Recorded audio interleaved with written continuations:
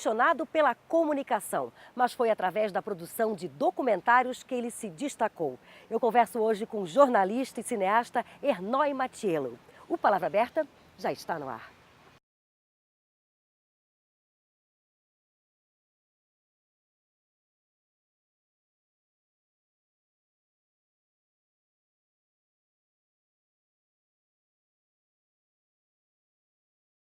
Ernói, você é o tipo da pessoa que, por sorte, já sabia o que ia fazer muito cedo. Com quantos anos você começou a trabalhar com comunicação? Eu comecei com 14 anos.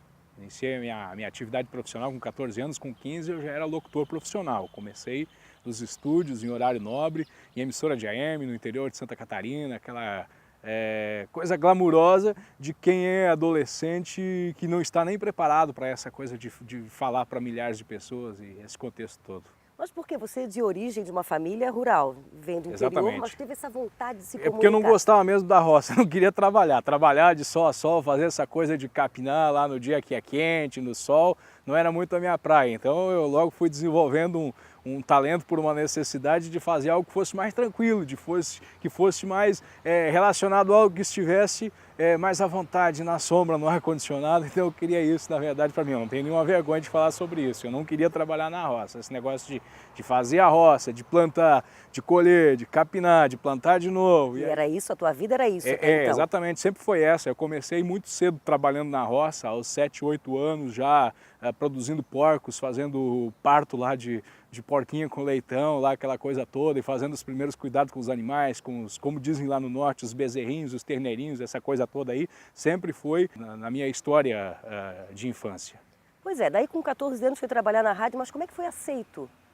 No princípio não foi muito fácil não, porque eu chegava para fazer teste naquela época, um profissional de rádio era alguém que tinha um certo respeito social, inclusive, geralmente pessoas que vinham de uma outra realidade, não da zona rural como era o meu caso. Então eu chegava para fazer teste em rádio, o cara colocava, na época era fita rolo, Akai, Tascam, colocava lá a fita, fazia de conta que estava gravando, às vezes não estava gravando, essa coisa toda aí. Então era um pouco difícil. Mas aí depois, com o passar do tempo, que as pessoas foram percebendo que eu realmente tinha um certo talento, que eu gostava de fazer rádio, eu já estava treinando, preparado para essa coisa toda, então aí foi um pouco mais facilitado, acabei fazendo teste, passando e iniciei com alegria, posso dizer isso, que iniciei em uma grande rede de rádio e televisão na época. E como é que era o programa? Na época era um programa que fazia de tudo, né? Tinha notícia, tinha entrevista, tinha música. Eu nunca gostei muito de ler, e aí tinha algumas notícias para se ler no ar, eu não gostava muito.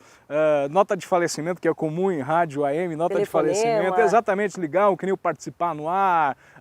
Sucesso, na época a música sertaneja estava em evidência, na época de 94, 95, começou a surgir mesmo com força a música sertaneja. Então toda semana tinha lançamento novo no vinil, dupla sertaneja nova acontecendo, de vez em quando passavam por lá. Então era interessante essa coisa toda, essa possibilidade de estar mais próximo também de quem fazia música, de quem cantava, então era bem legal essa parte no rádio. E depois veio a TV. Foi o segundo passo? Na verdade eu queria muito fazer TV desde o início, mas eu tinha algumas restrições e dificuldades, porque se dizia que em televisão você precisava de formação superior. Eu não gostava muito de estudar, mas eu acabei tendo que me adaptar a essa realidade, a essa situação.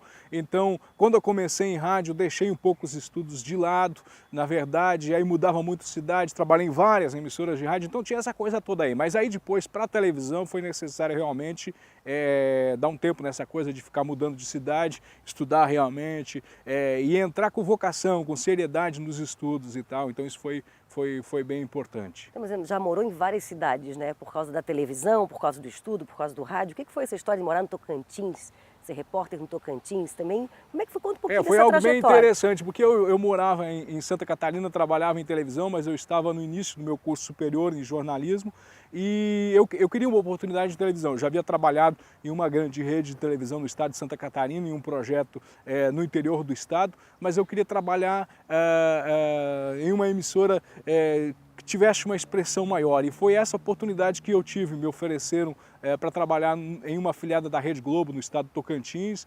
Na época eu tinha interesse muito grande em conhecer um estado novo, com uma cultura diferenciada, e aí foi essa oportunidade que eu tive em 2004. Eu fui para o estado do Tocantins, transferi o meu curso, transferi toda a minha vida para lá, para uma região quente, difícil de se adaptar, e aí foi uma história muito interessante. Depois do Tocantins foi para onde? Depois do Tocantins eu retornei em um breve momento para o estado de Santa Catarina e mais tarde então fui para o Espírito Santo.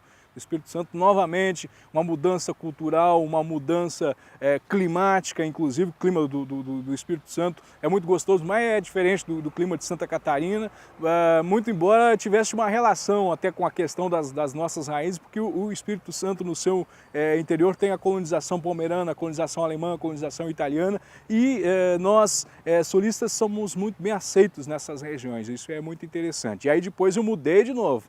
Né? Eu já vi que gosta muito de desafios. Eu gosto de mudar, gosto de conhecer culturas novas e me adaptar a uma nova realidade. Eu fui para Rondônia depois, mais tarde, trabalhei lá e só retornei... Também como jornalista, exatamente, também numa emissora.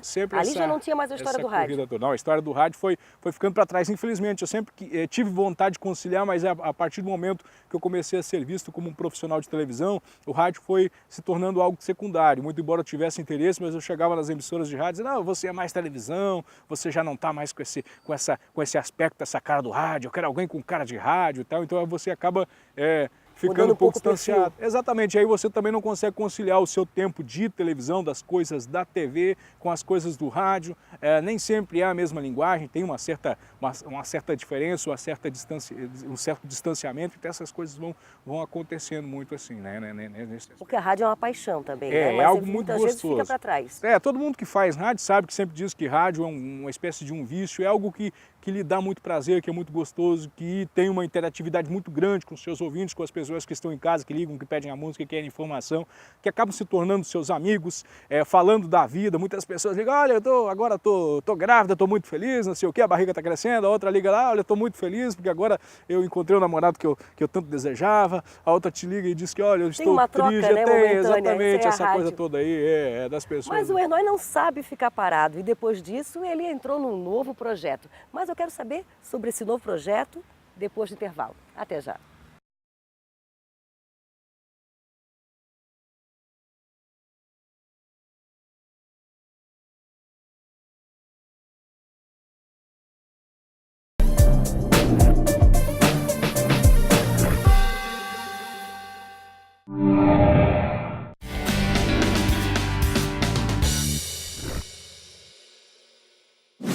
Mas como falávamos anteriormente, o mundo da comunicação não ficou parado na tua vida, né?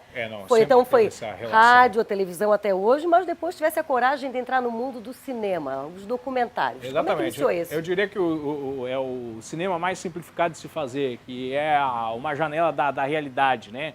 O documentarismo. Eu comecei ainda em 2004 com a produção de um documentário sobre o contestado, não que eu quisesse que esse material se tornasse um clichê da minha vida, contestado da minha vida e tal, não era exatamente isso, com uma facilidade maior para que as pessoas tivessem a oportunidade, por exemplo, professor em sala de aula, como é que ele iria passar esse conteúdo? E nós queríamos uma coisa a mais, esse time diferenciado poderia vir com um documentário, com algo que pudesse retratar a nossa realidade de uma forma agradável de ser contada, né? É verdade, nesse contexto. Mas aí, depois disso, eu acabei profissionalizando as minhas produções já em 2008. Que foi mordido pela mosquinha do prazer e aí foi... Essa coisa vai acontecendo na sua vida e tal, e aí em 2008 para 2009, uma festa da minha cidade, eu vi que tinha uma vocação muito forte para se tornar um produto interessante, que foi o Heimatland, a história do Kerb, uma festa alemã que já tem 100 anos e não era conhecido pelo resto do Brasil, a gente transformou. A tua cidade é produção. Piratuba? Isso, eu sou natural de Piratuba, me malcriei, eu costumo dizer que eu me malcriei, me criei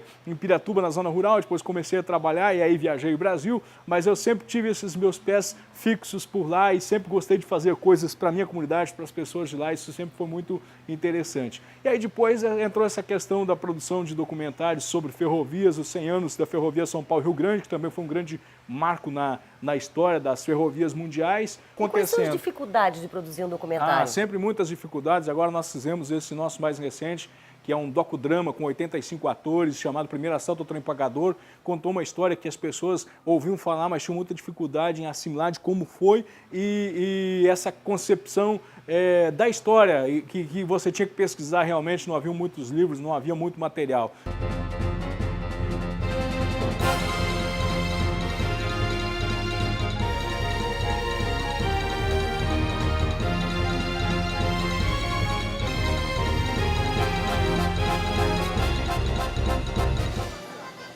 E não era para menos, porque além da audácia da ação, o que chamava a atenção da imprensa era a quantia elevada, 375 contos de réis. Dinheiro que pagaria o trabalho mensal de 4.000 homens, suficiente para comprar pelo menos 26 grandes fazendas da região do oeste catarinense. O assalto ao trem pagador ecoou no Palácio do Catete, no Rio de Janeiro, como um episódio ousado ocorrido no quilômetro 152. Pelas plagas da Argentina, segui campo afora e fui parar em São Tomé, onde deixei bons negócios engatilhados e voltei para Santa Catarina. E a gente produziu com atores amadores que ao longo do tempo foram gostando de se envolver com essa história, então isso foi muito interessante nessa concepção, né? E teve esse aspecto das pessoas se envolverem com a história. O Gabriel Satter, que é filho do Almir Satter, e não havia trabalhado com nenhum tipo de produção nesse sentido. Mas o mais importante é fazer algo de uma dimensão local se transformar em uma produção nacional.